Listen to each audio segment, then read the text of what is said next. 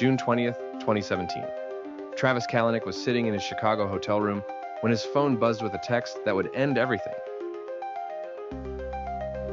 The message was simple: we need to talk. It came from Bill Gurley, the benchmark capital partner who had helped fund Uber's early rounds. Within hours, the founder who had built the world's most valuable startup would be forced to resign from his own company. This wasn't supposed to happen. Just 8 years earlier, Kalanick had been a failed entrepreneur with a string of dead startups behind him.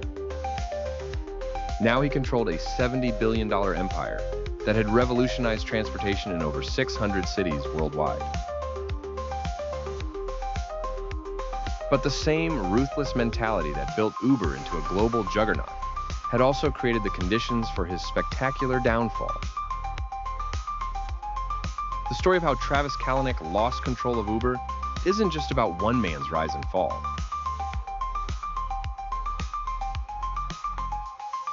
It's about what happens when a company's culture becomes so toxic that even its own investors turn against the founder. Kalanick didn't start Uber to be nice. When he and Garrett Camp launched the black car service in 2009, they were entering a heavily regulated industry. It was dominated by taxi cartels and government bureaucracy, and nice guys didn't win in this space. From day one, Kalanick embraced what he called principled confrontation. When cities tried to shut down Uber, he fought back with armies of lawyers and lobbyists. When competitors emerged, he undercut their prices until they bled money. When regulators complained, he launched public campaigns to turn riders against local governments.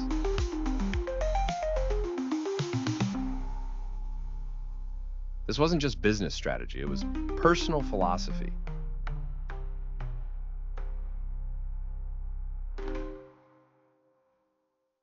Kalanick genuinely believed that rules were meant to be broken, that asking for permission was for losers, and that moving fast meant breaking things along the way.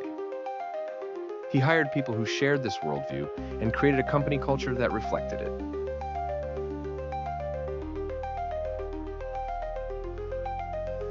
Uber's 14 core values became legendary in Silicon Valley, but not for good reasons. Always be hustling encouraged employees to work around the clock.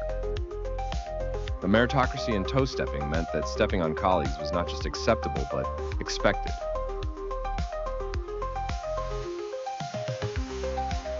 Let Builders Build gave engineers permission to ignore legal and ethical concerns in favor of shipping code faster. The culture worked, at least financially. Uber grew from zero to a $17 billion valuation in just 5 years. The company expanded to new cities at breakneck speed, often launching without permission and dealing with the legal consequences later. Kalanick became Silicon Valley's poster boy for the move fast and break things mentality. But behind the scenes, things were getting ugly. Female employees reported widespread harassment that HR either ignored or actively covered up. Managers regularly screamed at subordinates in meetings. The company tracked journalists who wrote negative stories and considered digging up dirt on them. Uber even created a secret program called Grayball that used fake app data to evade law enforcement in cities where the service was banned. Kalanick wasn't just aware of these problems. He was often the source of them.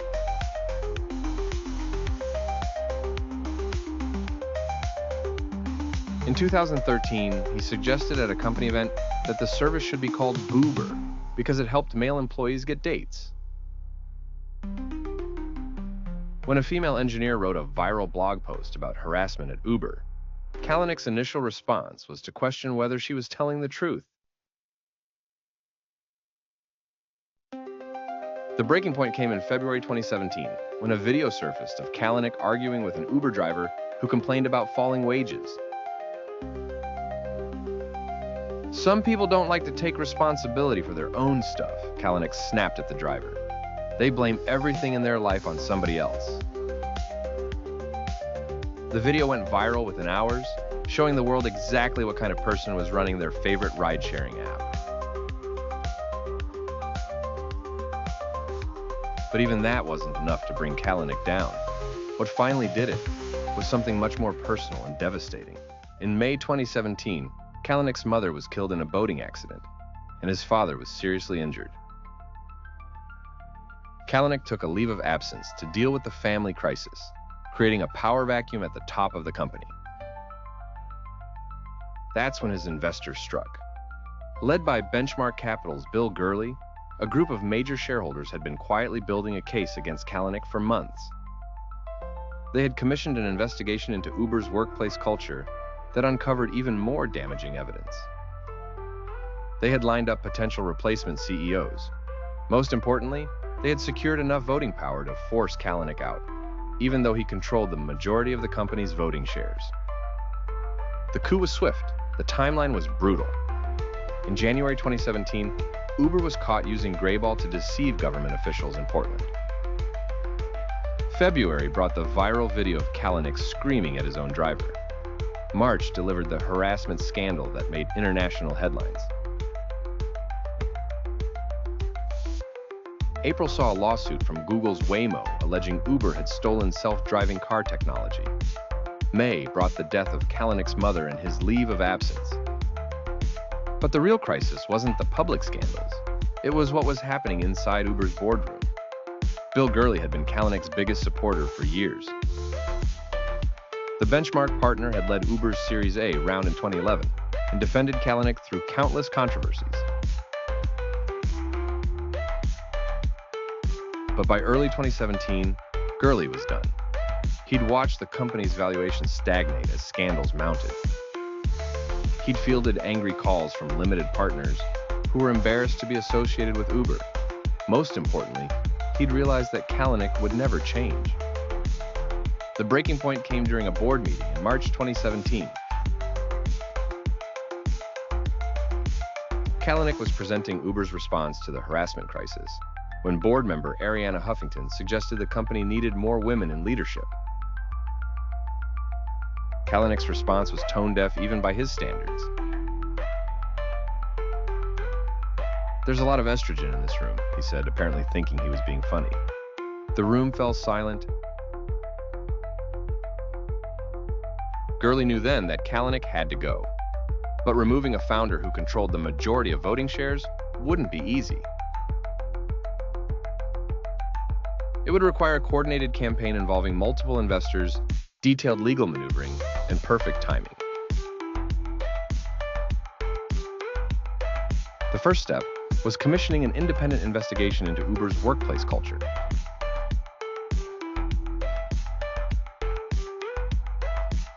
Gurley convinced the board to hire former Attorney General Eric Holder to conduct the review, knowing it would uncover damaging evidence against Kalanick. The investigation interviewed more than 200 employees and found systematic problems with harassment, discrimination, and retaliation. While Holder's team was gathering evidence, Gurley was building his coalition.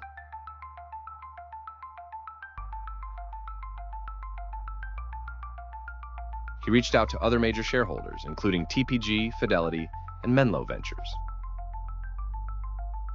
The message was simple. Kalanick was destroying the company they'd all invested billions in. Something had to be done. The key was finding a way around Kalanick's voting control.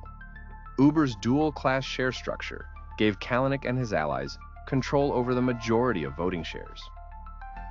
But there was a loophole. If enough shareholders demanded Kalanick's resignation publicly, the reputational damage might force him to step down voluntarily. The plan required surgical precision. Too early and Kalanick might fight back successfully. Too late, and he might find a way to consolidate power. The timing had to be perfect. Kalanick's leave of absence in May created the opening they needed. With the founder distracted by family tragedy, the investors accelerated their timeline. They began reaching out to other board members, building consensus for a leadership change. They started floating names of potential replacement CEOs. Most importantly, they prepared a letter demanding Kalanick's immediate resignation. The letter was devastating in its simplicity. It didn't rehash old scandals or make moral arguments. Instead, it focused on business fundamentals. Uber's growth was slowing. The company was burning through cash at an unsustainable rate. Major corporate clients were canceling contracts due to reputational concerns. The IPO that everyone was counting on seemed impossible with Kalanick as CEO. 5 major investors signed the letter: Benchmark, TPG, Fidelity, Menlo Ventures, and Lowercase Capital. Together, they controlled enough economic interest in the company to make Kalanick's position untenable. The message was clear: resign voluntarily or face a public battle that would destroy whatever value remained in Uber. But even with the letter prepared, the investors needed the perfect moment to strike. They couldn't just email it to Kalanick. The delivery had to be dramatic enough to prevent him from mounting a counterattack. That moment came on June 20, 2017, when Kalanick was in Chicago for a company event. The trap was set. The text came at 11:47 p.m. Chicago time. Kalanick was alone in his hotel room, scrolling through emails about the next day's all-hands meeting. The message from Bill Gurley was unusually brief. "We need to talk. Tomorrow morning, it's urgent." Kalanick knew something was wrong. Gurley had been distant for weeks, ever since the Holder investigation began interviewing employees. But nothing could have prepared him for what was about to happen. The meeting was set for 9 a.m. at Uber's Chicago office. When Kalanick walked into the conference room, he found 5 of his biggest investors waiting for him. Gurley was there, along with representatives from TPG, Fidelity, Menlo Ventures, and Lowercase Capital. The atmosphere was funeral quiet. Gurley didn't waste time with pleasantries. He slid a single sheet of paper across the table. The letterhead read, "Demand for leadership change." The first line was devastating.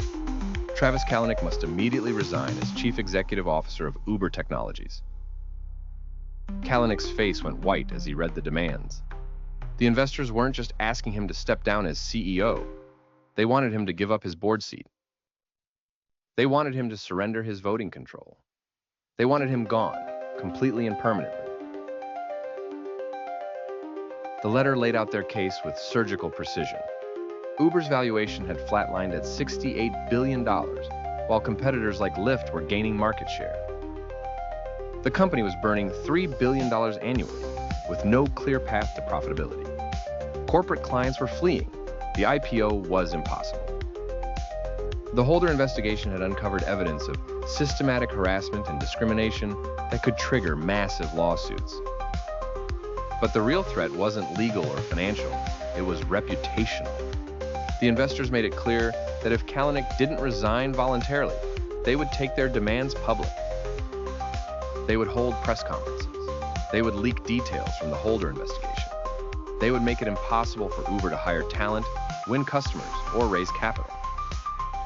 Kalanick tried to fight back. He reminded them that he controlled the majority of voting shares. He pointed out that Uber was still growing internationally. He argued that the scandals would blow over, just like they always had before. Gurley cut him off. "Travis, this isn't a negotiation. This is an intervention." The room fell silent. Kalanick looked around the table at the faces of men who had once called him a visionary. Now they were looking at him like he was a problem to be solved. The investors had done their homework. They'd already identified potential replacement CEOs. They'd mapped out a transition plan. They'd even prepared talking points for the press announcement. This wasn't a spur-of-the-moment decision. It was a carefully orchestrated coup that had been months in the making. Kalanick asked for time to think. The investors gave him until 6 p.m. that day, not a minute longer. For the next 8 hours, Kalanick worked his phone like never before. He called board members, trying to build support. He reached out to early employees who might rally to his defense. He even considered going public with his own version of events. But every call brought the same message. The scandals had gone too far. The culture was too toxic. The board had lost confidence. Even his closest allies were telling him it was over. At 5:43 p.m., 17 minutes before the deadline, Kalanick sent a one-line email to the Uber board. I hereby resign as Chief Executive Officer of Uber Technologies, effective immediately. The announcement went out to employees at 6:15 p.m. I love Uber more than anything in the world, Kalanick wrote in his resignation letter, and at this difficult moment in my personal life, I have accepted the investors' request to resign. The fight was over. The founder who had built Uber by breaking every rule in the book had finally broken the most important rule of all. Never lose the support of the people who control your money. Within 24 hours, Uber's stock price jumped 6% in private markets. The company's employees celebrated openly. Customers who had deleted the app began reinstalling it. The message was clear. Travis Kalanick had become more valuable to Uber absent than present. Dara Khosrowshahi took over as CEO 3 months later and immediately began dismantling everything Kalanick had built. The toxic culture values were scrapped. The legal battles were settled. The company went public in 2019, though at a lower valuation than anyone expected. Kalanick walked away with $2.5 billion from his Uber shares, proving that even failure at the highest levels comes with a massive payday. He used the money to start Cloud Kitchens, a ghost kitchen company that operates with the same aggressive tactics that defined his Uber years. The lesson wasn't that aggressive leadership doesn't work, it's that it has an expiration date. For 8 years, Kalanick's ruthless approach built one of the most valuable companies in history. But the same mindset that made him successful eventually made him unemployable. Today, Uber is profitable, public, and boring. Exactly what its investors always wanted. Subscribe to get notified for more Uber interesting stories like this one.